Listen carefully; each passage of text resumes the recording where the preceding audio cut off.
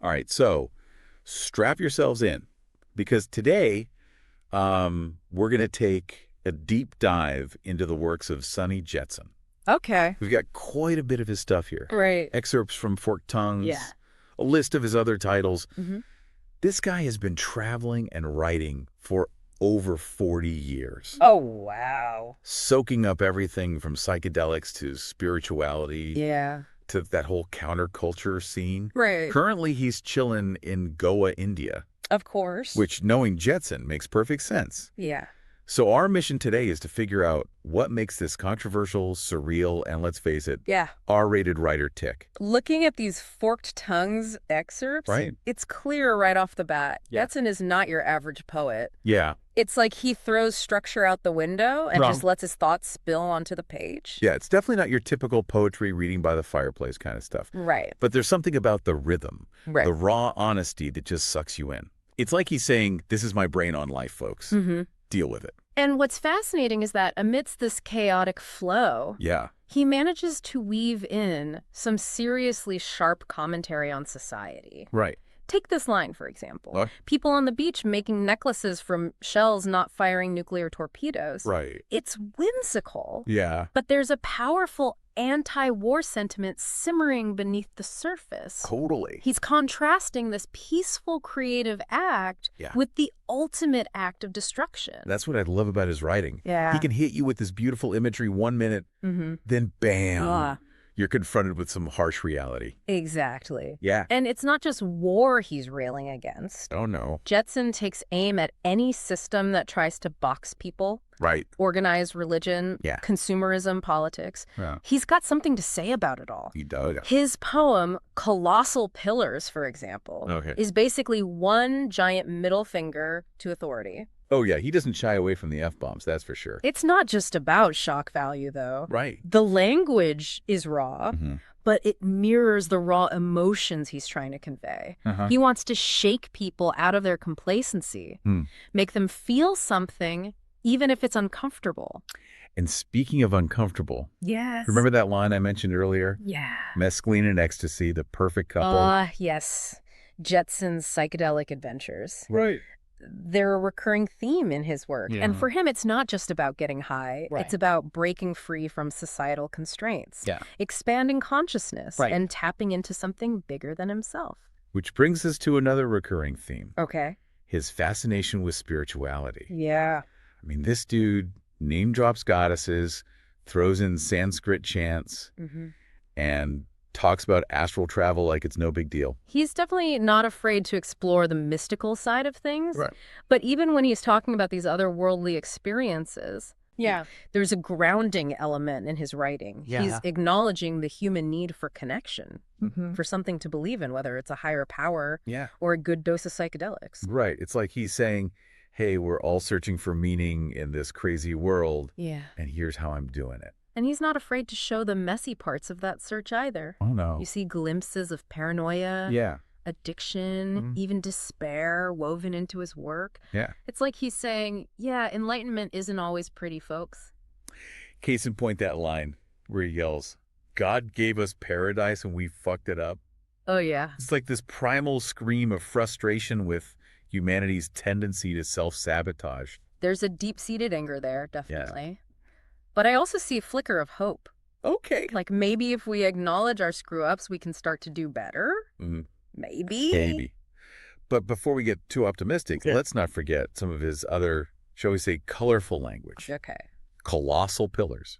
Who wants to be miserable and unhappy? Yeah. Fuck off, leave me alone. Fuck off, leave me alone. Leave me alone. Fuck off. Another classic Jetson outburst. Right. But again, there's more to it than just shock value. Right. He's expressing this deep yearning for freedom, for individuality, Yeah. for the right to simply exist without being bombarded by societal pressures. And then he throws in lines like, Like that are nice and hard, harder, harder. Oh, yeah. Which, out of context, is, Right. well, let's just say it raises some eyebrows. You have to remember, Jetson's operating within this surrealist framework. Okay. He's deliberately juxtaposing jarring images and ideas to make you question everything. Right. It's like he's holding up a distorted mirror to society and saying, like, look closer. Is this really what you want? So it's not a DIY guide to anything. Right. Got it. Yeah. But honestly, even with all the mind-bending imagery and F-bombs, Yeah. there are moments where Jetson's writing feels surprisingly vulnerable. Mm-hmm. It's like he's letting you peek behind the curtain Yeah. into this raw, unfiltered part of himself. Absolutely. Yeah. He's not trying to present himself as some guru with all the answers. Right. He's a flawed human being. Yeah. Grappling with big questions, Mm-hmm. making mistakes, Right. and sharing it all with unflinching honesty. Yeah. And that's what makes his work so damn compelling. Right. Yeah, Speaking of vulnerability, Yeah. let's talk about the poem that really got to me. Okay. Chief Sealth's Letter. Okay. Now, this isn't even Jetson's writing. Right. It's a historical document Mm. woven right into forked tongues. Yeah, I was thrown by that too. Right. It's not like he just sprinkled a quote here and there. Yeah. It's a full-on letter. It is. Smack in the middle of the book. Right in the heart of it. Yeah. What's the deal with that? Well, Chief Sealth was a Native American leader Okay. who wrote this incredibly powerful letter to the U.S. government in the 1850s. Okay. It's a plea for respect, for understanding, Okay. for the preservation of nature, Right. and Jetson placing it right in the heart of his book. Yeah. It's a gut punch. Totally. You're reading along, Yeah. getting lost in Jetson's wild world, Mm-hmm. and then bam, Yeah. you're hit with this heartbreaking reminder of colonialism's impact. Exactly. And the themes of the letter. Right. Environmental destruction. Yeah. The clash of cultures, the abuse of power. Right.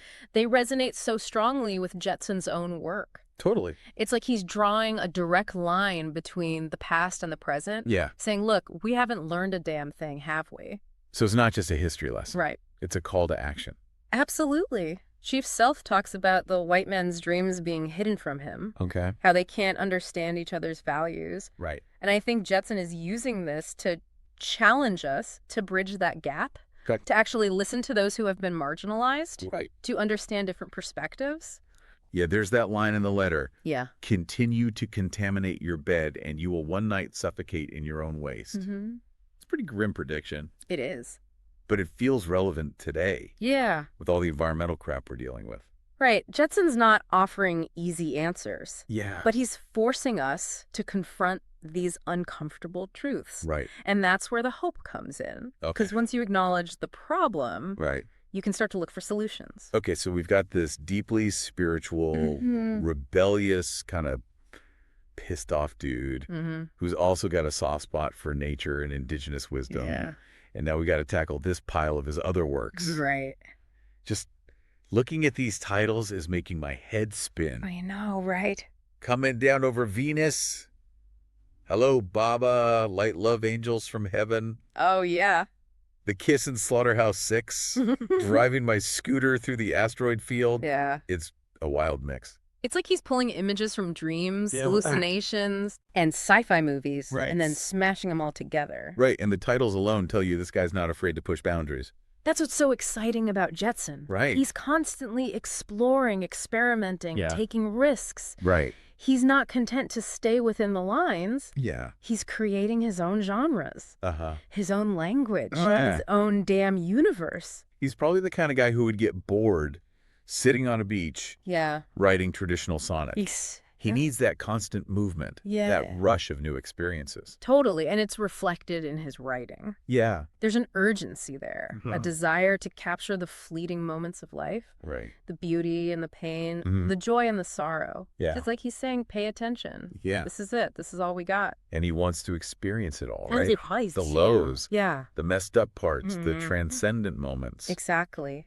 Jetson's not afraid to dive into the darkness, to explore the shadows, Yeah. but he's also seeking the light, Hmm. searching for those moments of connection, Right. of transcendence, Oh. of pure, unadulterated joy. Okay, so we've got this complex picture emerging. Yeah. A rebel, a spiritual seeker, an explorer, Mm-hmm. and a master of language who's not afraid to make us uncomfortable. Right. But amidst all the chaos and intensity, Yeah. there's also this playfulness to his work. Mm-hmm. Like, He's having fun with language, Yeah. with ideas, Uh-huh. with messing with our heads. Totally. Jetsun's work is full of contradictions. Right. But that's what makes it so fascinating. Right. He can be profound and absurd, Mhm. serious and playful, Uh-huh. dark and light. It's Yeah. like he's embracing the full spectrum of human experience Mhm. and saying, this is what it means to be alive, folks, Right. in all its messy glory. Okay, so we've talked about Jetsun's rebellion against societal norms, his spiritual explorations, his love for nature, and his wild psychedelic adventures. Mm-hmm. But there's another layer to this guy that we haven't touched on yet. And let me warn you, Okay. it's going to get a little spicy. Right. Jetsun's relationship with women Yeah. and the feminine divine. Right. There's a recurring motif in his work.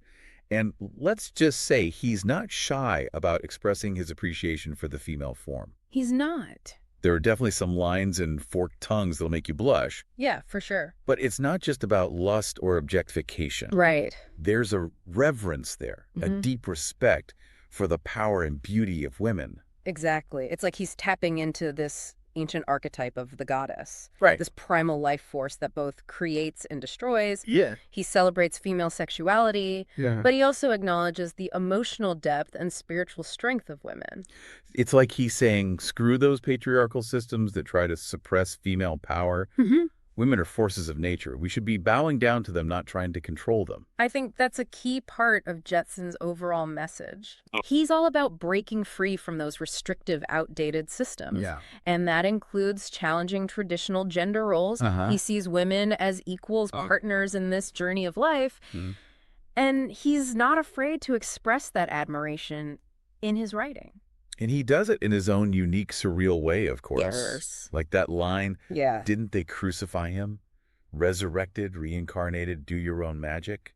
Goddess, offering a hibiscus flower, black grapes, and a cup of milk. Oh. It's this wild blend of religious imagery and sensual metaphors. That's classic Jetsun. Right. He's taking those traditional symbols and turning them on their head, Yeah. reclaiming them for his own purpose. Yeah. He's saying, we don't need those old patriarchal gods anymore. Right. We have the goddess, Yeah. and she's way more powerful and interesting anyway. And let's be honest, the guy knows how to write a damn good love poem. He does. Even when it's bordering on the obscene. Yeah. There's this underlying sweetness, Yeah. this genuine affection for women that shines through.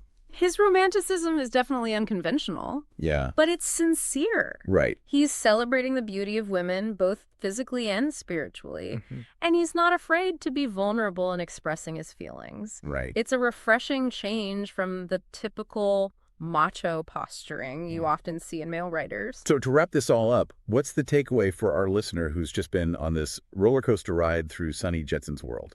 I think it's this. Okay. Jetsun challenges us to question everything. Yeah. Our assumptions about society, Mm. our beliefs about spirituality, Right. our perceptions of gender, Mm-hmm. even our definitions of what constitutes good art. Okay. He's not afraid to push boundaries, Yeah. to offend, Right. to make us uncomfortable. Yeah. But in doing so, Mhm. he opens up a space for deeper reflection, Right. for greater understanding, Okay. for a more compassionate and just world. It's not for everyone, that's for sure. Yeah. But for those who are willing to take the plunge, Yes. dive into the depths of his Yeah. wild and wonderful mind, Right. Jetsun offers a truly unique and unforgettable experience. He does. And who knows, maybe he'll even inspire you to start questioning your own reality, Yeah. to break free from those self-imposed limitations, Mm-hmm. and to create your own damn magic. Your own damn magic. All right, folks, that's a wrap on our deep dive into Sunny Jetsun. It is. If you're feeling brave, I highly encourage you to seek out his work. Mm-hmm. Just be prepared for a wild ride.